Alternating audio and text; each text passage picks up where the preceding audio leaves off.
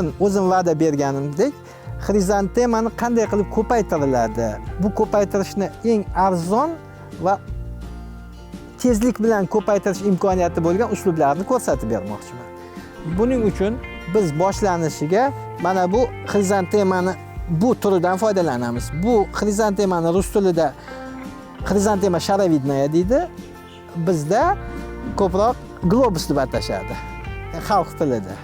Mana bu o'simlik, mana ikkita joyda ham bu o'simlik turibdi. Bu o'simlik yoshi bir xil ikkalovini. Faqat bunisi kesilmagan. Bunisi 2 marotaba kesilgan. Kuzda 1 marotaba kesganmiz va bahorda 1 marotaba kesganmiz. Mana kesilmaganligini olib qolganim, bu faqat ko'rsatish uchun olib qoldim. Aslida agar buni ham kesib qo'yganimizda mana shu holatda bo'lar edi. Nimaga kerak bu degan savol turadi. Bu sal kechroq gullaydi. Kechroq kesilgani kechroq gullaydi. Ozgina 3-4 kun kechroq gullaydi. Mana shuning uchun kerak. Buni rus tilida выгонка deydi. Ya'ni o'sha gullashini erta yoki kech qilishni. Endi bundan keyin buni gullaydigan qilish kerak demoqchi emasman. Faqat shunaqangi uslublari bor ekanligini aytib o'tmoqchiman. Endi buni qanday kesiladi? Mana shular ham xuddi shunaqa qilib kesilgan. Mana buni past tomonidan bitta qirqamiz olib tashlaymiz. Mana ko'rib turganinglar, mana kichkinagina bo'lib chiqib turibdi. Bu endi qirqilgandan keyin past tomonidan shoxlab turibdi. Agar biz buni tezlik bilan katta qilishni xohlaganimizda, mana bunday qilib kesib qo'ygan bo'ladi. Endi buni odamlar bu yo'lini ham qiziq bo'lgani uchun ko'rishsin deb nima qildim? Ko'pchilik o'ylaydi, mana bu holatni ko'rib bu qurib qoldi deb o'ylaydi. Aslida bu o'simlik juda ham sovuqqa ham, issiqqa ham chidamli o'simlik. Shuning uchun bu o'simlikni odamni quritib qo'yish qo'lidan kelmaydi desak ham bo'ladi. Mana olib tashladik, mana o'simlik. Endi buni orasida kamenная roza ekkan edik. Mana bular ham chiqib turgan ekan. Buni ko'karishini kechikish sabablaridan bittasi bu quyosh nurini bu to'sib turadi. Mana bu shoxlar to'sish hisobiga bu kechroq chiqadi. Agar e'tibor berayotgan bo'lsanglar, mana buni biz bittagina shoxidan katta qilganmiz. Mana shu asosiy shox, mana shu bittagina o'simlik bo'lgan. Buni ekkanimizda mana bular ham xuddi mana shunaqangi bittagina o'simlik bo'lgan. Faqat uni 2 marotaba kesish hisobiga stimulyatsiya qilganmiz. Buni qaysi o'simliklarda qo'llash mumkin va bu nima uchun qilinyapti degan savol bo'ladi. Buni qilishdan sabab mana ba'zi o'simliklarni kuzda kesib qo'ysak, bahorgacha qishki sovuqlar ularni o'ldirishi mumkin. Lekin bu yerda mana bu turgan shoxlarning o'zi, qurigan shoxlarning o'zi bularni tabiiy himoya qiladi o'simliklarni. Bu albatta bu muhtoj emas bu nima. Lekin hozir hamma o'simlikni kesib ko'rsatish imkoniyati bo'lmaganligi uchun mana shuni aytib o'tyapman. Bu sovuqdan himoya qilaman degan odam o'simlikni bahorda kesadi. Endi bu yerda yana bitta narsa bor. Qayta sovuqlar bo'ladi O'zbekiston sharoitida. Mana aprelning o'rtalarida ham, mayga yaqin ham qayta sovuq bo'lgan holatlar bo'lgan. O'sha vaqtlarda mana shular ancha madad berib qoladi. Mana tag tomonidan sekin astalik bilan chiqib kelaveradi bu o'simlik. Mana ko'rdinglar, mana bu holatga, mana o'simlik mana bu holatdan bu holatga o'tishiga 2 oydan keyin o'zingizlar amin bo'lishingiz mumkin. 2 oy ichida bu o'simlikka yetib oladi. Albatta to'liq bir-biriga o'xshamagan taqdirda ham baribir shoxlashi hammasi bir-biriga yaqin bo'lib qoladi. Endi bu sovuqdan saqlashni haqida nega gapirdim? Sovuqdan saqlashni mana oldimizda turgan o'simlik turibdi mana. Bu o'simlik berislet bu yerda 2 xil navi turibdi. Mana shu 2 xil navini sovuqqa chidamliligi 2 xilligi mana yaqqol ko'rinib turibdi. Bu yapon beriskleti ikkalovi ham, faqat bunisi rangi ko'kroq rangda, chetlari, hoshiyasi oq rangda bo'lgan navi. Bunisi yapon berisletini o'sha traditsion navi. Sovuq olgani bilan bu o'simlikni tagidan chiqarib kelayotganligini ko'rib turibsizlar mana. Biz buni kesmadik, ataydan kutdik, qachon kelishar ekan reportyorlar deb. Buni past tomoni mana bu o'simlik hisobiga deb ko'pchilik o'ylashi mumkin, lekin bu o'simlik yaqinda chiqib keldi. Bu o'simlikni hozir mana biz kesamiz. Kesib stimulyatsiya qilganimizdan keyin 10 kun, 15 kundan keyin bu o'ziga kelib qoladi o'simlik. Mana hozir juda ham ko'zga xunuk ko'rinib turibdi, sovuq olib ketganligi uchun. Mana biz buni sovuq olgan qismidan eng yuqoridagi kurtayni topamiz. Mana shu yuqori qismidan kesib tashlaymiz. Mana bu chala sovuq urgan, mana qurib qolgan. Bo'lmasa o'simlik egilishi kerak. O'simlikni agar qurigan qurimaganligini bilish uchun 1 yillik shoxni agar sindirib ko'rilsa, sovuq urgan, sovuq urmagan egiladi. Mana o'shandan ham bilsa bo'ladi. Mana buni ham yuqori qismini olib tashlaymiz. Hammasida mana pastki qismidan chiqib kelyapti. Balki mana kurtaklar, mana shu yerda qiziq narsani ko'rish mumkin. Kurtak yorilib chiqyapti. Mana kurtak majbur bo'ladi, kurtak paydo bo'ladi. Chunki oldin ko'zga ko'rinmayotgan edi kurtak. Lekin endi paydo bo'ladi.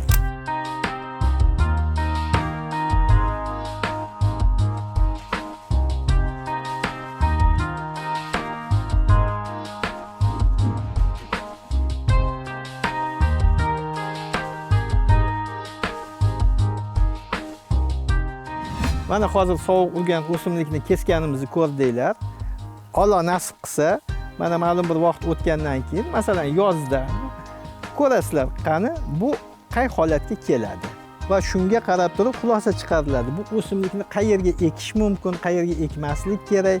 Mana shu tomonlari odamlarni hozir juda ham qiziqtirsa kerak deb o'ylayman. Hozir sizlarga issiqxonani ichida qanday qilib tezlik bilan xrizantemani ko'paytirishni ko'rsatib beraman. Qani yuringlar.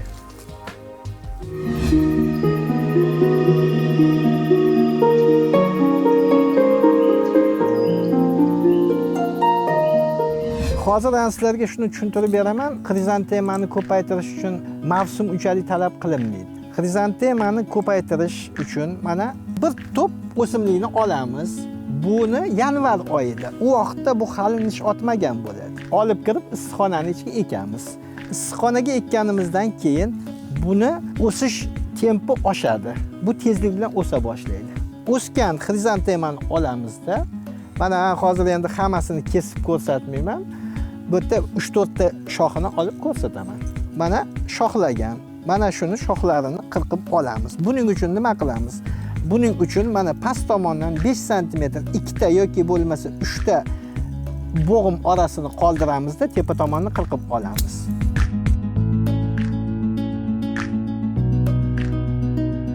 Mana kesib oldik.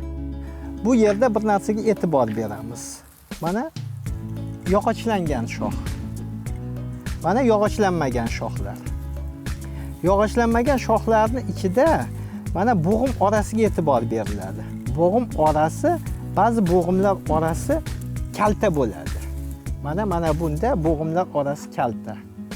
Mana bo'g'imlar orasi kalta bo'lsa, bunda shoxlanish juda ham katta bo'ladi. Mana bunda mana 1 2 3 4 5 ta shox paydo bo'lgan. Bu degani har bittasidan agar bittadan olganingizda 5 ta shoxga aylanadi bu. Mana bular nechta shox bo'ladigan bo'lsa, mana bu ham kalta bo'lsa ham xuddi shuncha ko'chat beradi. Bulardan ko'proq beradi. Demak, buni vaqti bilan o'sib chiqqan vaqtida uchini stimulyatsiya qilish, ya'ni qirqib qo'ysak, mana bu ko'paya boshlaydi. Mana endi hozirdan sizlarga qanday qilib ekilishini, nimaga, qanday muhitga ekilishini ko'rsatib beraman. Osonroq qilib ko'rsatib berishga harakat qilaman. Mana shoxlari xrizantemani. Mana u yoqdan kesib olganimizni ko'rdinglar. Mana endi bu shoxlarni qanday qilib biz ko'paytiramiz? Bu asosan ildizni mana bu kurtak ostidan chiqaradi. Lekin kitoblarda yozilishicha bu 45 gradus qiyshaytirib kesilishi kerak degan. Mana bunday holatda. Bu unga unchalik ishonmayman, chunki men o'zim sinab ko'rganman. Buni qanday holatda qilsangiz ham bu yerdan ildiz chiqaraveradi. Mana bu kurtak ostidan. Shuning uchun uni bundoq kesmamiz, undoq bo'lmabdi deyish noto'g'ri. 45 gradus emas, tikka qilib ekib qo'ysangiz ham bundan natija olish mumkin.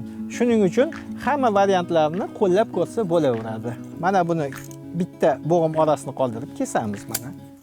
Bitta bo'g'im orasi. Mana buni mana bu yerda ikkita bo'g'im orasi bo'ladi. Sababi 10 sm gacha qilib olgan yaxshi deyiladi. Ko'proq 3 tani olaman.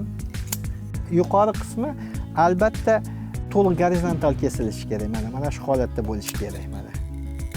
Chunki agar buni ham agar qiyshiq kesiladigan bo'lsa, transpiratsiya katta bo'lib qoladi. Chunki asosiy suvni yo'qotish qalamchalarda yuqori qismidan suvni parlanib ketishi hisobiga bo'ladi. Shuning uchun bu narsani men tavsiya qilmayman. Mana hozir men sizlarga qisqa qilib ko'rsatib beraman, qolganini keyin o'zimiz ekib olamiz. Bu yerda klinets. Klinetsning tagida karton bor.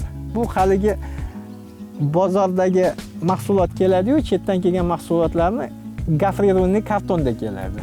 O'sha karton tagiga yoyib chiqilgan. Buning sababi yerdan o'sib chiqadigan begona o'tlarni kamaytirish uchun. Shuning uchun klinetsdan foydalaniladi. Mana endi buni mana oson yo'llardan bittasi, agar chiroyli qilib ekaman desak, chizib olamiz. Chizib olamizda mana shu yerga qalamchani joylashtiramiz. Agar biz klassikadan foydalanadigan bo'lsak, buni 45 gradus qichaytirib joylashtiramiz. Mana bu yerda 3 ta bo'g'im bor.